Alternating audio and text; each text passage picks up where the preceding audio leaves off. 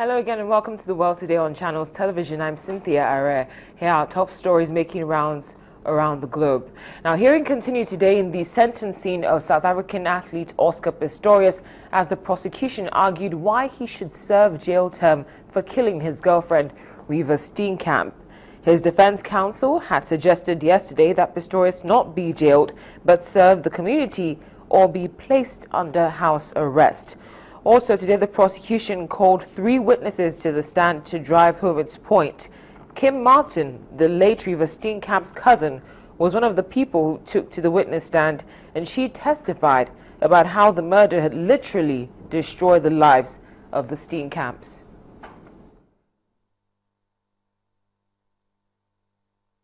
I'd say it's ruined our whole family.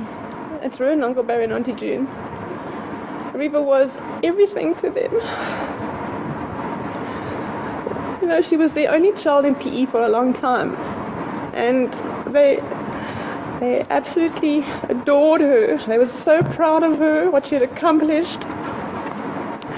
And she looked after them so well, you know, not just financially. That's why I was so worried about facing them, because I didn't know how they were going to cope. I didn't think they'd be able to cope with knowing that Reeva wasn't there. And I remember saying to my husband, I hope to God he is cheating on Reeva. I had to do this. I had to do this for Reeva. I owe it to her. And my daughter said she understands.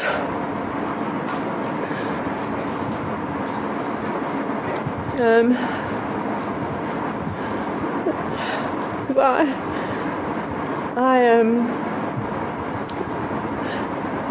know Reeva needs a voice, and it's my way of being able to pay her back, you know, for what she went through. Their financial situation was always strained. They have always battled financially. In the beginning they made do, but it's a very, very difficult industry to be in. You're looking after people's animals, and in this industry people tend not to pay you. And Uncle Barry would never turn anybody away, turn the horse away, and it became a family joke. You know, Uncle Barry would feed horses. So how can he turn people away? Turn horses away. So they battled financially. They really battled. That you were listening to the voice of the late Reeva Steenkamp's cousin. That's Kim Martin. She was testifying, telling the court about how the Steenkamps have been aggrieved by the loss of their daughter and the kind of trauma that they've been through.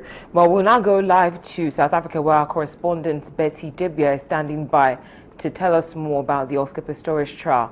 Betty, thank you so much for joining us again on The World Today. Thank you very much. Now, you were in court today, and obviously there were high emotions, especially when Kim Martin took to the stand. Could you tell us more about what it was like in court?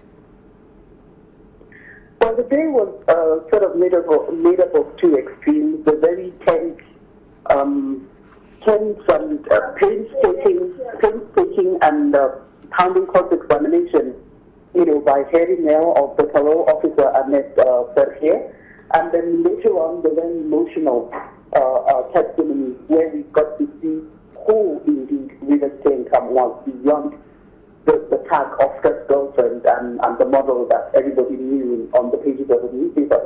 And Kim Martin came on to give a picture of who Reeva was and how her death has impacted on the family. It was emotional. We could see Reeva's father, Barry, crying. Even Oscar was quite emotional.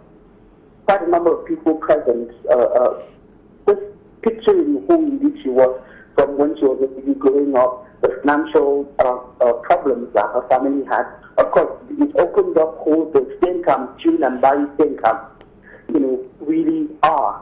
And that was quite touching. And the court had to adjourn at a point because Kim Martin was quite emotional during her testimony. Understandably, Betty, they had to adjourn because we saw how emotional it was.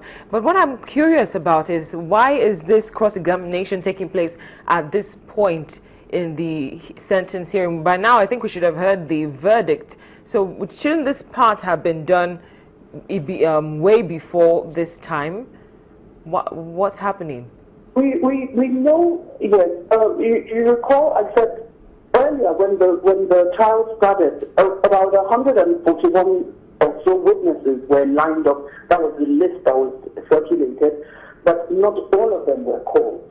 Some backed out, of course, after seeing what it was really like being in court and being televised live. Quite a number of them backed out. Quite a number of them, the counsel involved didn't bother calling.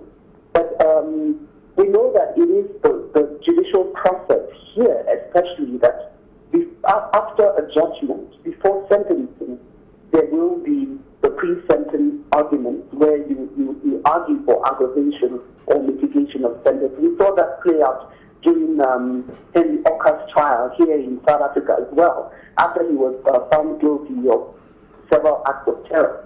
His counsel and the state counsel had to argue. And it was only at that point, in case of Henry Oka, that he was able to get some witnesses to come and testify on who he really is. That is what is playing out here as well. It's part of the judicial process, and it will help in guiding or getting a bit of a balance for the judge before she gives the sentence. I know that the bulk of the argument among many here is, does the crime defeat prison sentence, or, I mean, if the judgment said that he made a big mistake. He made a mistake through gross negligence and all that.